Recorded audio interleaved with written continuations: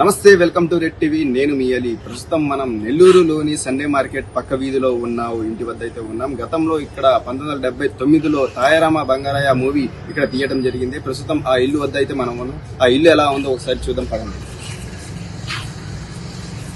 కుట్టే అతని షాపు అక్కడే ఉనింది. ఆ ప్రదేశంలో నుండి కొంతమంది వచ్చి ఆ షాపుని పీకేయటం జరిగింది ఇక్కడేనండి. ఆ పాట కూడా బలిసినోళ్ళ పాపాయి అనే ఆ సాంగ్ కూడా ఇక్కడే తీయటం జరిగింది.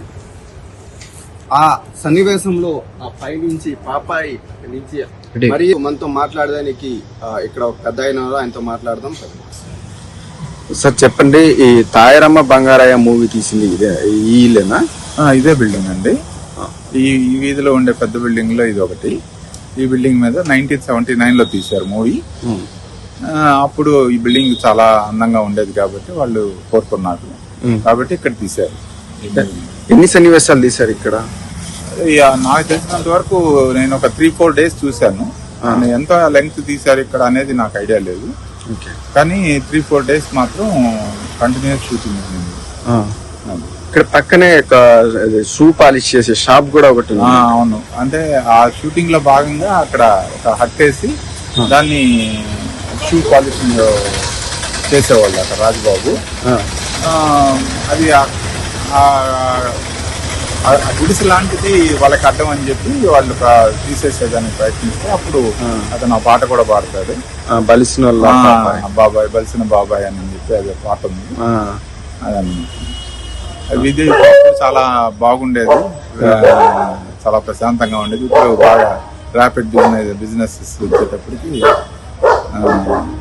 బాగా ఇరుగ్గా అయిపోతా ఉంది రోడ్స్. ఈ ఇల్లే వద్దు సార్, ఇది కోకటి ఫ్యామిలీ, కోకటి బలరామ రెడ్డి అని పెద్ద ఆయన వాళ్ళ కొడుకు. ఆ తర్వాత వాళ్ళ కొడుకు ఉన్నారు, కోకటి కోటారెడ్డి, కోకటి బలరామ రెడ్డి. ఆయన కుమారుడు కోకటి కోటారెడ్డి, ఆయన కుమారుడు వచ్చి కోకటి కోటారెడ్డి. ఇక్కడ సినిమాకి ఎవరిచ్చారు సార్? అది ఆ టైంలో ఆయన ఉన్నాడు, కోకటి కోటారెడ్డి గారు, ఆయనే ఇచ్చుంటాడు.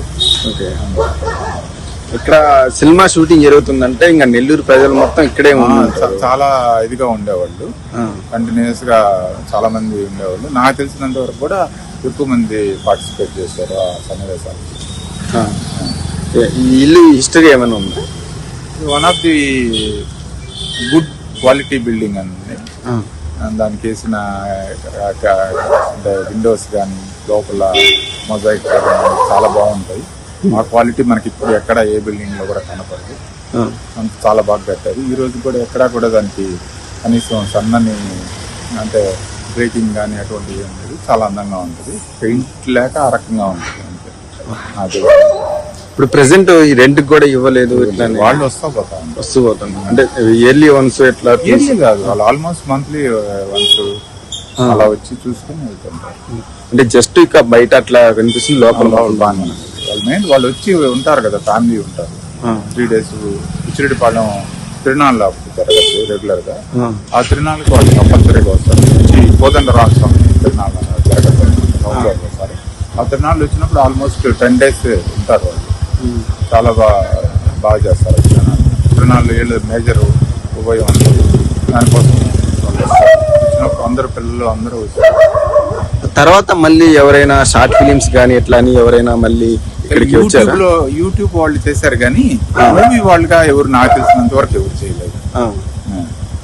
ఎలా అనిపిస్తుంది మీకు? మీరు ఇంత వయసులో ఉన్నప్పుడు ఈ మూవీ బంగారయ్య 79 అంటే 21, ఇది ఒక 44 years బ్యాక్.